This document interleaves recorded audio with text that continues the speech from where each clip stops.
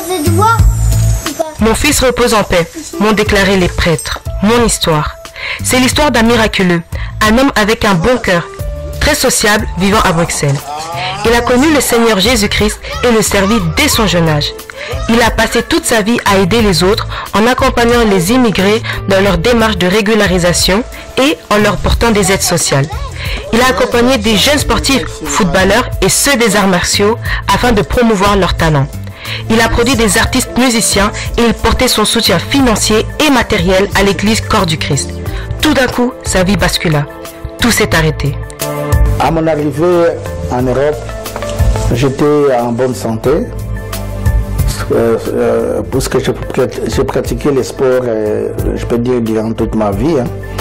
Depuis mon enfance, tout ça, jusqu'à mon arrivée en Europe, donc j'étais en bonne santé. Après une période, j'ai fréquenté une église catholique à Maastricht.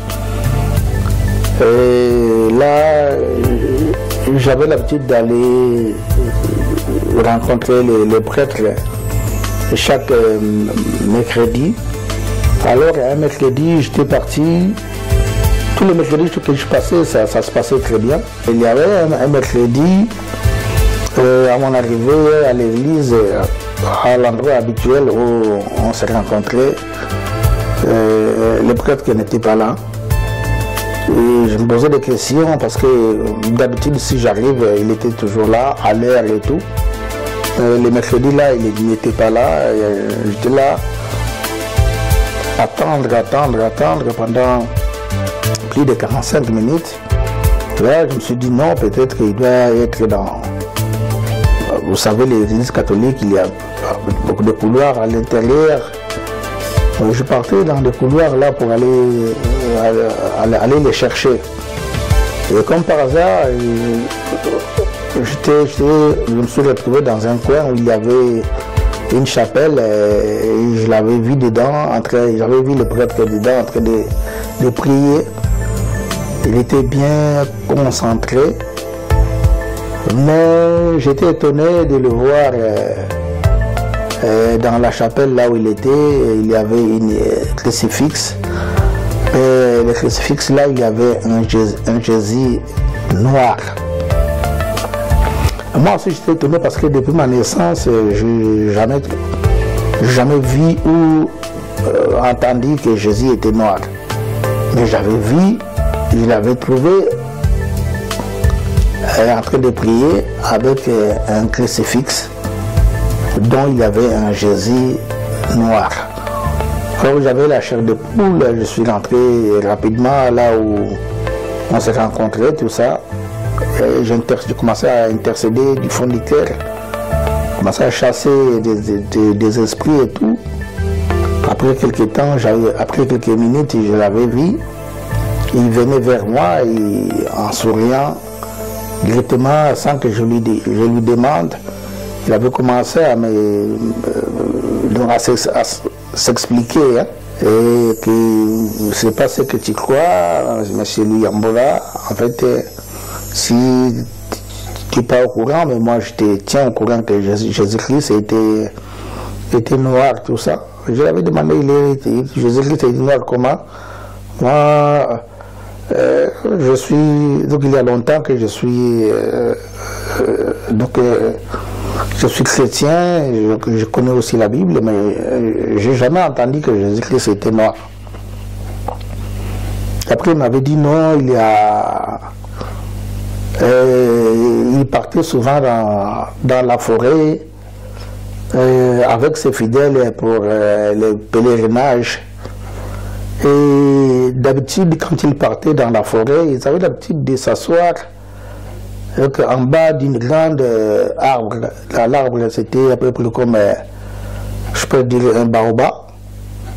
Alors un jour, ils étaient partis, arrivés là-bas, ils avaient trouvé, donc il y avait une grande pluie, et il y avait des tonnerres et tout, et le tronc de cet arbre était déchiré. Et la croix là avec Jésus-Christ noir, était sorti dans le tronc de cet arbre-là. Il avait pris la croix, il avait amené la croix dans sa paroisse et tout. Et depuis ce temps-là, quand il avait des problèmes de sujet de prière pour les fidèles qui étaient malades et tout, qui avaient des problèmes, quand il priait avec le crucifix, avec Jésus blanc, donc il n'y avait pas de miracle, il n'y avait pas de solution, il n'y avait pas de guérison et tout. Mais quand il priait avec le crucifix, avec le Jésus noir, c'est là où il y avait vraiment des miracles. Donc il y avait des miracles, il y avait des solutions, il y avait beaucoup de solutions. Beaucoup des épreuves, quoi. C'est pourquoi il avait compris qu'à partir de là, donc s'il a envie de prier, il utilisait toujours la croix là avec Jésus noir. Ça c'était le pasteur de l'église là, c'était le pasteur, son nom c'est le pasteur Tardier. Il était hollandais mais d'origine française. Son église, c'est la plus grande église catholique de Maastricht. Et une période d'un coup comme ça, j'étais à la maison, je me sentais pas bien, je sentais des vertiges et ensuite derrière ici, donc j'avais une douleur insupportable. On dirait que la tête avait envie de s'éclater, des trucs comme ça.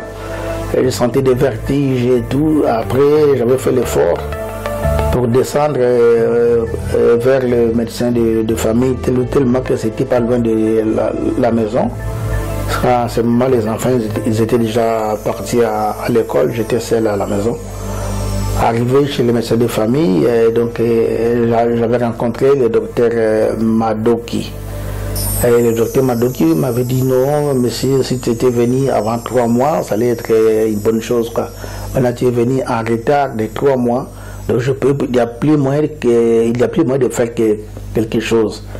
Mais quand même, il m'avait envoyé à l'hôpital Saint-Pierre. Arrivé à l'hôpital Saint-Pierre, donc c'est là où j'avais perdu connaissance et après quelques jours, je me suis retrouvé dans une chambre à l'hôpital. Je crois que c'était après 3 jours comme ça. Et à ce moment-là, il y a des enfants et la famille, les amis, tout ça, qui partaient de gauche à droite pour me chercher. Tout moi, j'étais à l'hôpital. Un moment, à Yarobunga Bisso, pendant 9 mois, tout le monde a été sous-souté. 9 mois, nous avons été à côté de l'hôpital, à Koufa, à Zalarali sous-souté. Tout le monde a été à l'hôpital, mais nous avons été à coma. Le docteur Baloba qui a dit que vivre AVC vraiment donc que avez mutala li na mbeto azo bouger te azo lia na ba sonde sous gavage. Mais 9 mois après tout monde a mutu a telema azo tambola biso tant tout monde a to benga un miracle. Yangwana na benga lelo mvuluzi. Donc ça c'était vraiment le début de mon accident de l'AVC. Selon le médecin, la connexion était coupée. De ce que mon cerveau me commandait de faire, mais les membres de mon corps ne suivaient pas. Donc je peux avoir l'idée, par exemple, de me mettre debout. Donc là, dans le cerveau, mon cerveau me commande de me mettre debout, mais quand pour mettre en pratique ce que le cerveau me commande, donc je ne parvenais pas. Parfois j'ai l'idée de prendre quelque chose quelque part. Tu vois, dans le cerveau, je vois la chose à côté de moi. Par exemple, un bic. J'ai l'idée de prendre le bic, mais tu vois, quand je veux mettre mon bras pour prendre le bic, donc les bras ne fonctionnaient plus. Au début, le médecin ne parvenait pas à découvrir exactement ce que j'avais. Il savait seulement que j'avais un problème de santé, mais pour découvrir réellement la maladie, donc ça c'était après à peu près 7 mois. 7 mois, là on m'avait déjà fait 25 examens et ils ne trouvaient pas la maladie. Au 26e examen, c'est de là qu'ils avaient trouvé que j'avais l'AVC. Et à partir de ce 26e examen, après je crois 2-3 jours, là ils avaient commencé à me donner les comprimés, les médicaments. Mais avant, ils ne me donnaient rien du tout. Donc voilà un peu, ça c'était le début. Et de là, donc j'avais totalisé à peu près 9 mois, donc j'avais perdu connaissance quand j'étais dans le coma. Mais Dieu m'avait fait grâce dans le coma. Tout ce que les médecins disaient, tout ce que les visiteurs qui venaient me rendre visite, tout ce qu'ils disaient, donc je les entendais très bien. Il était vraiment dans le coma, dans l'état vraiment inquiétant. J'ai beaucoup pleuré, Alberto, on ne pensait pas qu'on allait encore se rencontrer comme ça et parler encore de nos projets, de notre association, de toutes les activités que nous vivons aujourd'hui. On peut dire vraiment que Dieu est grand. Mais Dieu m'avait fait grâce dans le coma. Tout ce que les médecins disaient, tout ce que les visiteurs qui venaient me rendre visite, tout ce qu'ils disaient, donc je les entendais très bien. Et je me souviens que les médecins avaient dit, ils étaient venus, je crois qu'ils étaient à 4, j'entendais leur voix. Ils avaient dit que donc, il n'y a plus moyen de faire quelque chose. Donc ils se posaient des questions. L'autre médecin avait dit, de toutes les façons, il y a la mutuelle qui a déjà la mutuelle, donc la mutuelle avait supprimé quoi, donc j'avais pris la mutuelle. Et l'autre avait dit si on continue le garder ici à l'hôpital, qui va payer les frais et tout. Donc c'est mieux de se débarrasser de lui.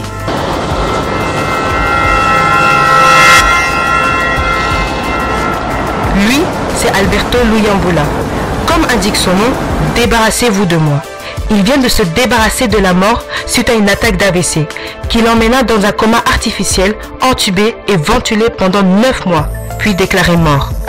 Donc c'est mieux de se débarrasser de lui. C'était des trucs comme ça qu'il disait. Et moi j'étais dans le coma, mais j'écoutais tout ce qu'il disait. Et après cette nuit, la nuit, moi j'avais fait un rêve la nuit et que je me voyais dans une bouteille. Et la bouteille était fermée et moi j'étais dedans dans la bouteille. Et donc j'avais vu la mort, j'avais vu que comme j'étais déjà enfermé dans la bouteille, donc c'est fini pour moi.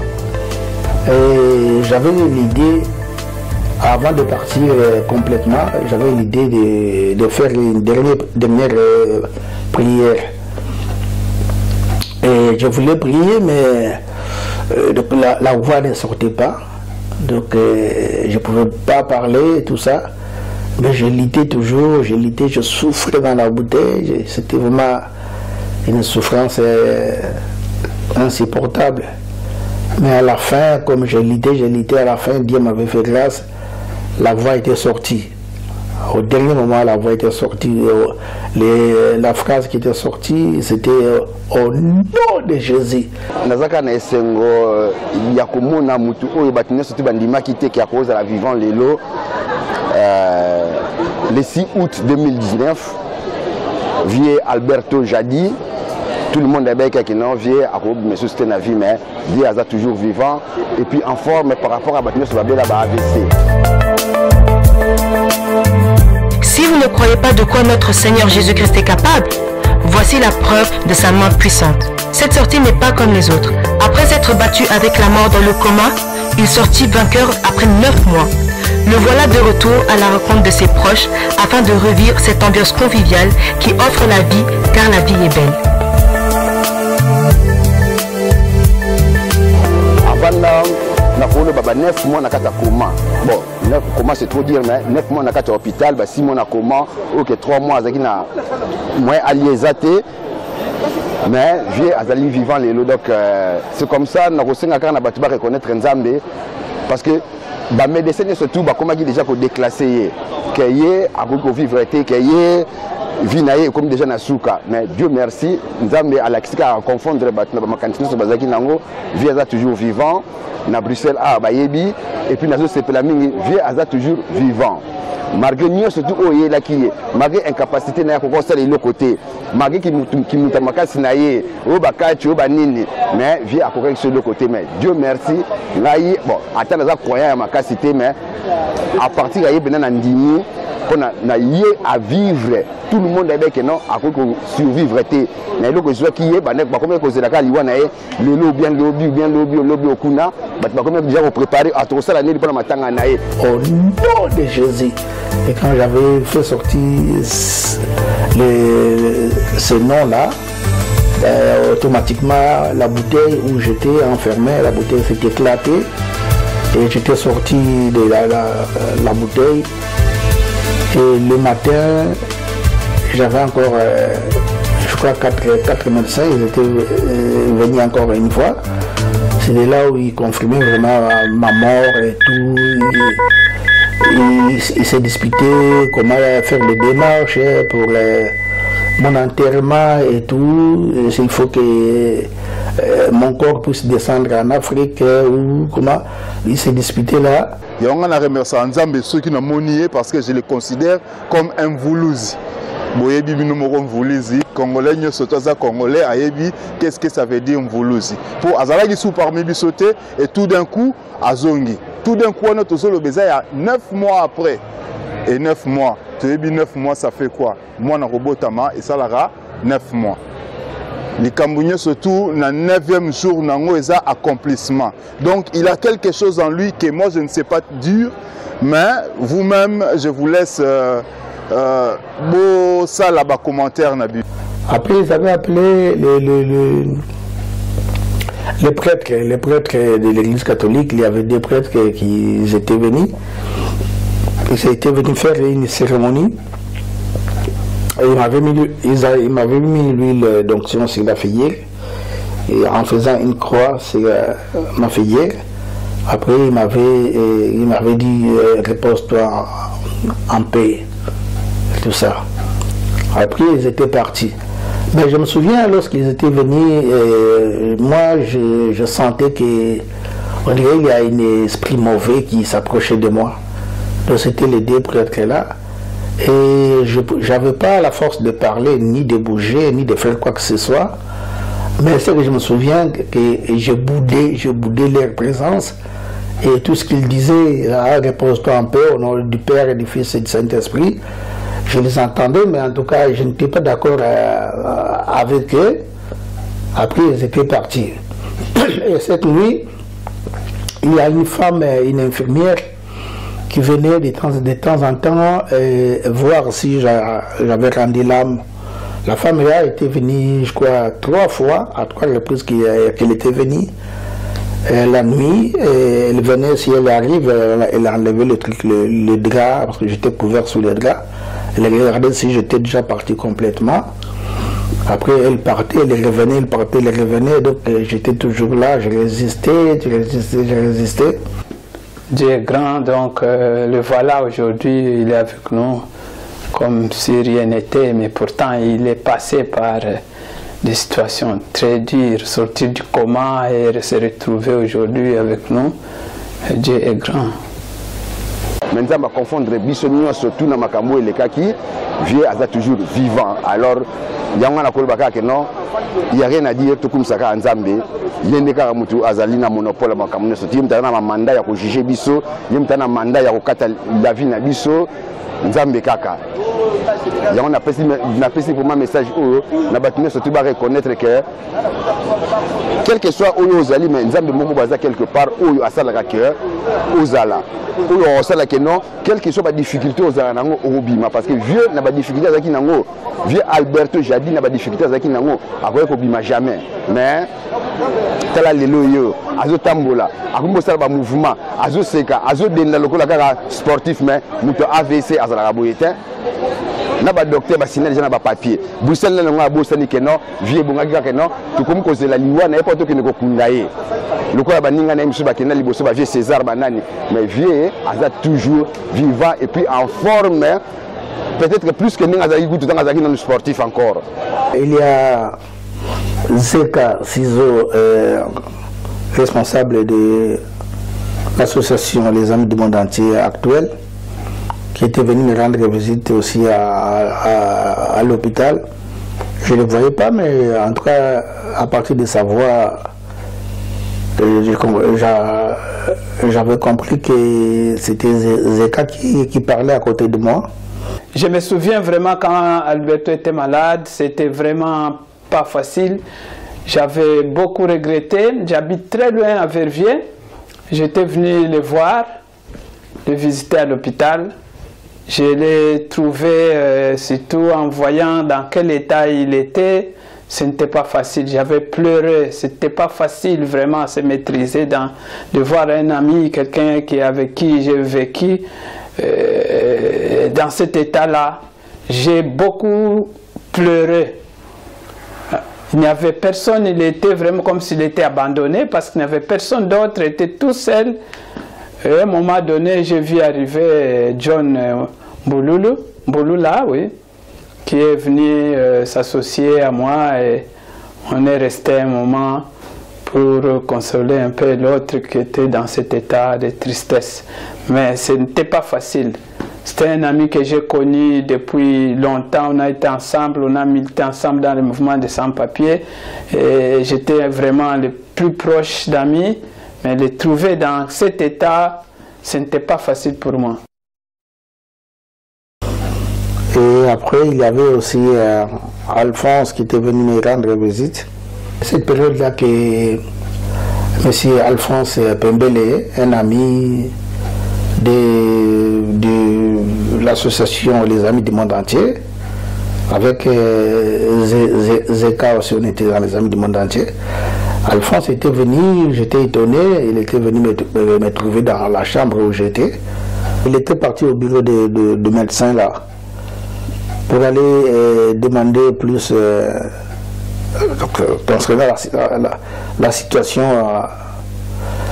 Et on l'avait dit que normalement, à l'état où j'étais, je pouvais rentrer à la maison pour aller continuer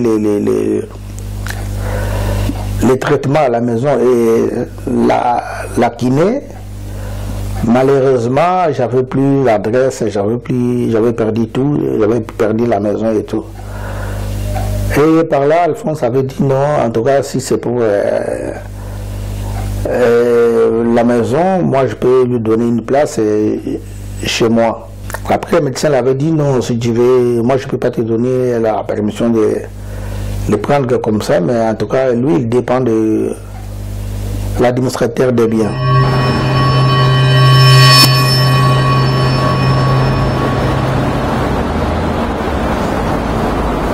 Donc j'étais étonné un jour, j'avais vu Alphonse, et Alphonse, quand il parlait, je l'entendais, j'écoutais tout ce qu'il disait. Il disait non, Alberto, je suis venu te chercher, à partir d'aujourd'hui, tu vas aller vivre chez moi, tu vas aller continuer ton traitement à la maison, chez moi à Cour Saint-Étienne.